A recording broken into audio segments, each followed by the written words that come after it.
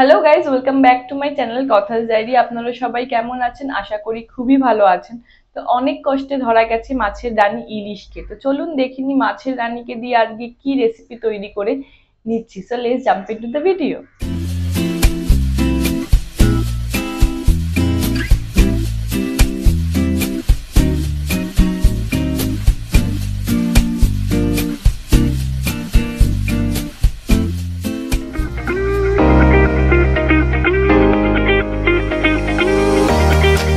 তাহলে চটপট দেখে নেওয়া যাক সর্ষে ইলিশ তৈরি করতে কি কি ইনগ্রিডিয়েন্টস লাগছে। এই রেসিপিটির মেন ইউএসপি হলো সর্ষে। তো সম্পূর্ণ ভিডিওটা দেখবেন, স্কিপ না করে। আশা করি সকলের খুবই ভালো লাগবে।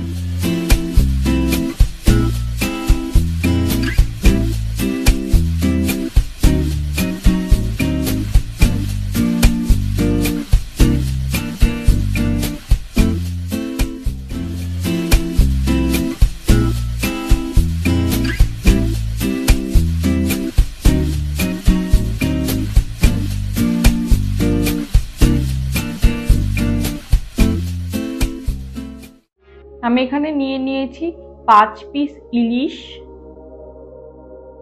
নিয়ে নিয়েছি লঙ্কা গুঁড়ো, হলুদ গুঁড়ো, সর্ষের তেল, পোস্ত, সাদা সর্ষে, কালো সর্ষে, চিনি, কাঁচা লঙ্কা, নুন। তো এবার মাছটাকে আমি নুন, হলুদ এবং লঙ্কা গুঁড়ো দিয়ে ম্যারিনেট করব। তো সবার প্রথমে আমি 1 চা চামচ হলুদ গুঁড়ো মাছে দিয়ে নেব। তারপর দেব আমি 1 চা চামচ লঙ্কা গুঁড়ো। তারপর দেব আমি 1 চা চামচ নুন। এবার খুব ভালো করে মাছটার এপিট ওপিট করে আমি নুন আর হলুদটা সুন্দর করে ম্যারিনেট করে নেব।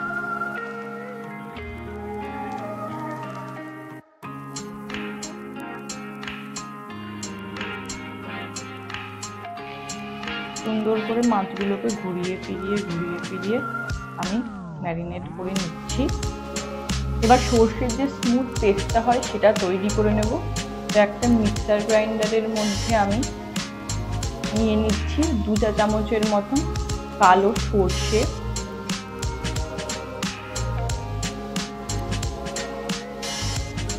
তারপর সেম 2 চা চামচ নেব পোস্ত,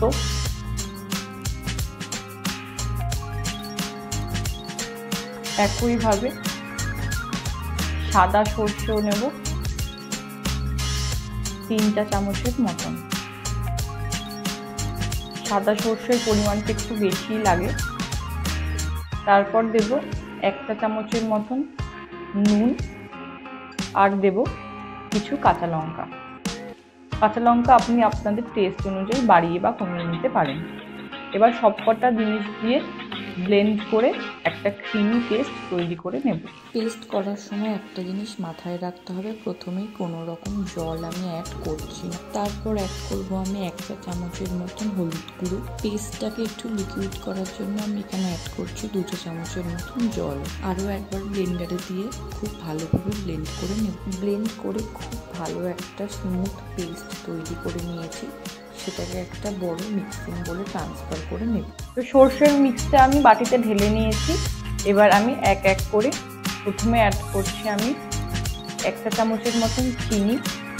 এই চিনিটা অ্যাড করার একটাই কারণ, সমস্ত মশলার একটা সুন্দর ব্যালেন্স আনার জন্য আমি এখানে চিনি অ্যাড করলাম।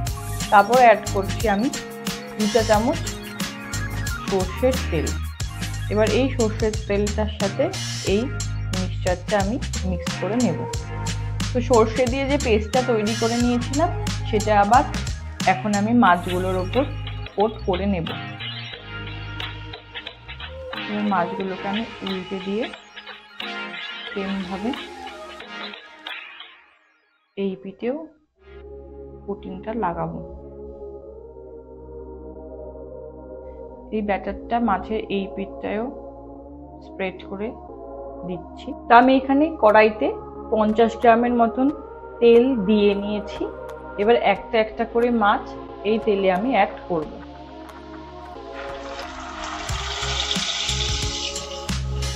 মাছ সহ ম্যারিনেটেড সর্ষের যে গ্রেভি সেটাও আমি কড়াইতে অ্যাড করছি।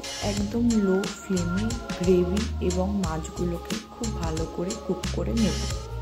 এটাকে এখন নাড়ানো চাড়ানো যাবে না, একইভাবে খুব আস্তে আস্তে কুক হবে। 5 থেকে 10 মিনিট লো ফ্লেমে মাছটাকে খুব ভালো করে কুক করে নিয়েছি। এবার মাছগুলোকে উল্টে দিয়ে একইভাবে 5 থেকে 10 মিনিট লো ফ্লেমে মাছগুলোকে কুক করে নেব। গ্রেভির ওপরে তেল ভেসে উঠেছে, তার মানে গ্রেভিটা খুব ভালোভাবে কুক হয়ে গেছে। আরও 2 থেকে 3 মিনিট একটু গ্যাসের ফ্লেমটা বাড়িয়ে মিডিয়াম রেখে কুক করে নিচ্ছি। 20 মিনিটের মধ্যে আমার এই পুরো রেসিপিটি তৈরি হয়ে গেছে। এবার ওপর দিয়ে কাঁচা লঙ্কা চেরা আমি দিয়ে দিচ্ছি। ইলিশ মাছ রান্নার সময় একটা কথা মাথায় রাখতে হবে, ইলিশ মাছ খুবই নরম হয়, তাই এই মাছকে বেশি উল্টানো পাল্টানো যাবে না। এবার গ্যাসের ফ্লেমটা অফ করে আমি প্লেটিং করে নেব।